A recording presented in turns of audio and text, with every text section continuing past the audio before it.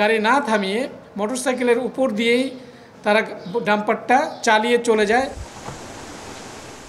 উখিয়ার হরিণমারা সংরক্ষিত বনাঞ্চল। এখানকার পাহাড় কেটে মাটি বিক্রির সঙ্গে জড়িত একটি সিন্ডিকেট। এই সিন্ডিকেটের অধীনে রয়েছে আরেকটি চক্র, যাদের নেতৃত্বে আছে ১০-১২টি ড্রাম ট্রাক ও কয়েকটি মাটি কাটার এক্সকেভেটর। তারা বন কর্মকর্তাদের অগোচরে রাতের অন্ধকারে পাহাড়ের মাটি কেটে আনে। প্রতি ড্রাম ট্রাক বিক্রি করে ৯০০ টাকায়, যার মধ্যে চক্রের মূল হোতারা পান ৩০০ টাকা, আর বাকি টাকা নেন ট্রাকের মালিক, চালক ও শ্রমিকরা।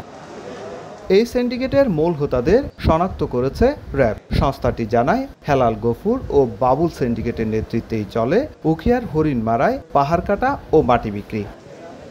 এদিকে সোমবার রাতে চট্টগ্রাম ও উখিয়ার কোটবাজারে অভিযান চালিয়ে বন কর্মকর্তা সাজ্জাদুজ্জামান হত্যা মামলার মূল পরিকল্পনাকারী কামাল সহ দুজনকে গ্রেপ্তার করেছে র্যাব। ১, ২, ৩ ঢাকায় জমি জিতে নিন ১০০% ক্যাশব্যাক সহ ২০ কোটি টাকার পুরস্কার। মঙ্গলবার দুপুরে সংবাদ সম্মেলনে র্যাব জানায়, গত ২৯ মার্চ কামালের ট্রাক জব্দ ও মামলা দেন বন কর্মকর্তা সাজ্জাদুজ্জামান, যার কারণে কামাল সহ পাহাড় খেকু চক্রটি সাজ্জাদুজ্জামানের উপর চরম ক্ষিপ্ত ছিল। এই হত্যাকাণ্ডের ন্যায় বিচার চান বন বিভাগ। প্রতিশোধ নেওয়ার জন্য এবং কামালের নির্দেশ মতে বাপ্পি গাড়ি না থামিয়ে মোটরসাইকেলের উপর দিয়েই তারা ডাম্পারটা চালিয়ে চলে যায় এবং যার ফলে ওখানে বন কর্মকর্তা সাজ্জাদ তিনি হাসপাতালে নেওয়ার পথেই নিহত হন। আশা করি এটা পুলিশ প্রশাসন তাদের আন্তরিকতার সাথে চেষ্টা করছে এবং এটা ইনশাল্লাহ হবে।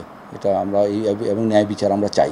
বন কর্মকর্তা সাজ্জাদুজ্জামান হত্যা মামলায় এখন পর্যন্ত ৪ জনকে গ্রেপ্তার করেছে আইন শৃঙ্খলা বাহিনী। সুজাউদ্দিন রুবেল, সময় সংবাদ, কক্সবাজার।